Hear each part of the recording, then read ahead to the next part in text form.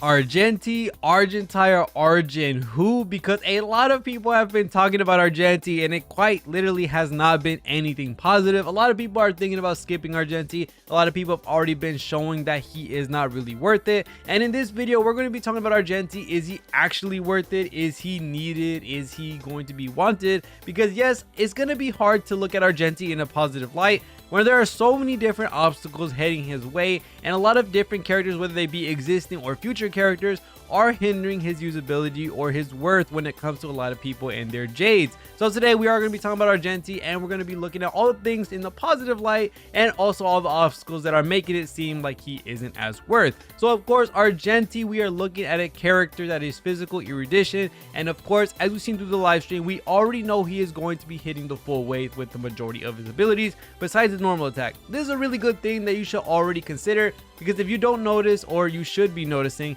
is that Argenti, when it comes to the enemies that spawn in throughout MOC or Swarm or whatever, in that case, when it comes to a battle, you're going to be fighting more than 5 characters, or you're going to be fighting around 5 characters, because it's going to be the bosses. They're going to spawn in ads. The weekly bosses themselves have like 3 or 4 targets each anyway. There's just a lot of AoE in this game. This is why I say characters that deal single target damage are going to be doing so well in this game in the far future, because we just have so many characters and so many battles where there's just so many different enemies that come out at the same time. And yes, people are like, well, Sela exists, so that technically can be right. Well, she kind of counteracts this by having Resurgence, where she takes one enemy out, she can go take another enemy out, ult, do the same thing, and then she basically can take out 4 to 5 units with a good enough Sela. So in all honesty, that doesn't really make sense, because she does end up having AoE capabilities through her Resurgence. But right now, there isn't many characters that are full on just single target damage. And this is a good thing, because of course, if you do get one person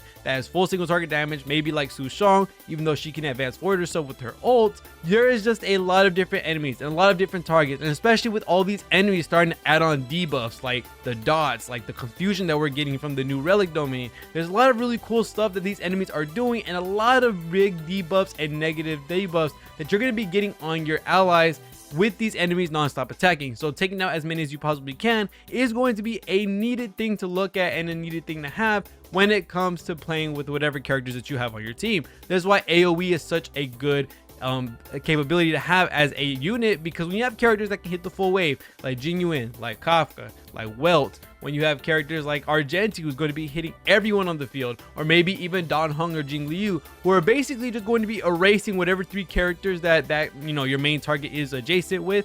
You're going to be basically erasing them with how much damage they do. These are the reasons why they're so good. These are the reasons why they do so well in AoE content, because they're able to take out a fat ton of these enemies and make it so that you're only taking damage from maybe that one tanky boss or that one tanky enemy. And you don't have to really worry about all the other separate enemies for Argenti. Now, the main thing, like I said, that makes Argenti really cool is that all of his abilities with his skill, his ultimate, enhanced ultimate, they all hit the full wave. It's going to make sure you take out a lot of ads and also help with taking out the boss's HP. Now, of course, a lot of people have talked about when it comes to his enhanced ult, where you're going to get random instances of damage when it comes to using your enhanced ult. Now, a lot of people have said by the time you already use your enhanced ult, and by the time you've already used your skill to get your ult, you should have already killed all the ads. So it makes it so that Argenti actually uses his random instances on just one character, which this is true. This is where it's going to be a big bulk of his damage when it comes to having him. But of course, it's still going to allow you to a little bit fall off when it comes to Argenti in single target damage, because of course, there's going to be many characters that will excel a lot more than this.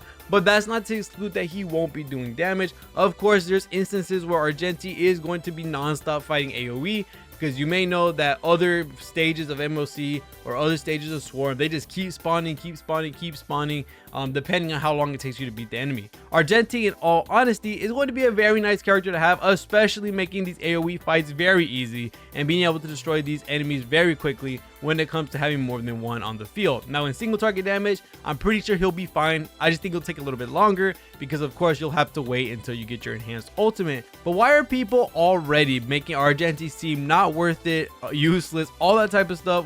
Basically, the universal consensus that we are going to be skipping him Well, there's just a lot of characters in this game where they already fill in the role that he's already playing, and then also we have future units coming out. Of course, Argenti, as I already said previously, he is going to be hitting the full wave. He is an AoE monster. But when you look at other characters, when you look at characters like Jing Liu, characters that can do a fat ton of damage to adjacent, basically taking 3 out of the 5 characters out before you even need to, I guess you could say, use more resources for her to be able to do that. You have Dan Heng as well, being able to do the same thing, having a lot of AoE that's adjacent with his ult, his enhanced skills. There's a lot of really cool stuff that you can do with Dan Heng and Jing Liu, basically erasing whatever units that you are highlighting out with their moves.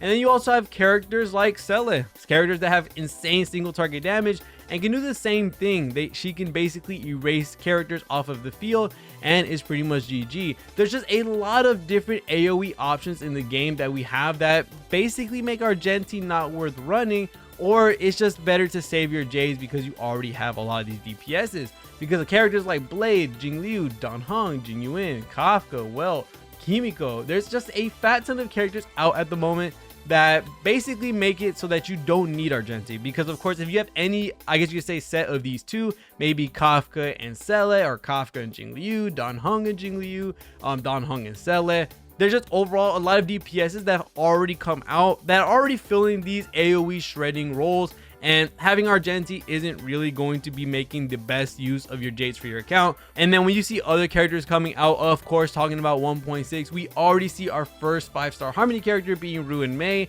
and then we also see R.EHO coming out as well, being, you know, the characters that everyone is looking for when it comes to summoning. These characters by far are going to be looking a lot better than what Argenti is right now, because yes, Erudition has seen a bit of a rough past and a rough present with the role that it's been, and with him being an AoE damage dealer, and that's basically his main stick. There really isn't anything else to talk about when it comes to his kit. There's nothing really special besides that he can hit the whole wave with most of his abilities. A lot of these characters can do the same thing, maybe not the whole wave, but by the time they're using their skill, their ultimate, their skill again, looking at Jing Liu, something like that, you're going to be shredding out almost all the mobs already while damaging the main target. So it just puts a lot of barriers around Argenti, which sucks really bad because he is a really cool character. And then of course you have also Ruan Mei and R.EHO. Ruan Mei, of course, being the overshadow of everything right now, being the first 5-star Harmony character. So a lot of people are very excited for her because, as we may know, a lot of the Harmony characters are a must-have on the team. Bronya is almost fighting, or not Bronya is fighting, every team is fighting to get Bronya on the team because every character can use it just because of how much utility she provides.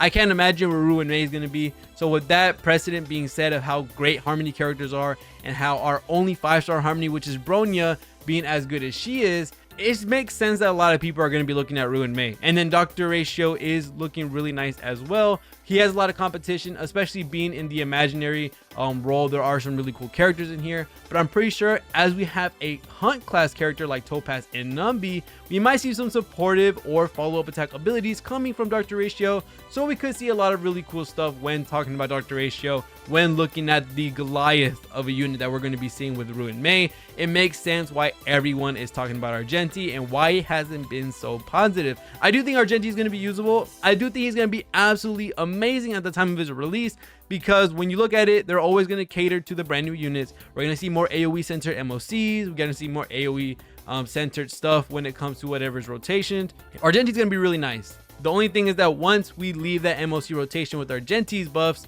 we're going to see that he is going to do fine. He's going to be able to clear content easily as every other character can. But when it comes to the jades and the investment that you need for Argenti, it makes sense that a lot of people are going to be skipping, because of course there's a lot of really cool DPSs that are already out. Silverwolf is also going to be on the same banner as Argenti, or they're going to be sharing banners, I guess you could say. And then we also have Ruan Mei and R.EHO. And then not only that, by the time Argenti comes out, the stream is going to come out in the league, not the leagues, my god, the drip marketing is going to come out for the brand new units for 2.0 or 1.7. There's a lot of really cool stuff to look at. But other than that, this is going to be it for the rest of this video. Thank you guys so much for watching. See you on the next one, and peace.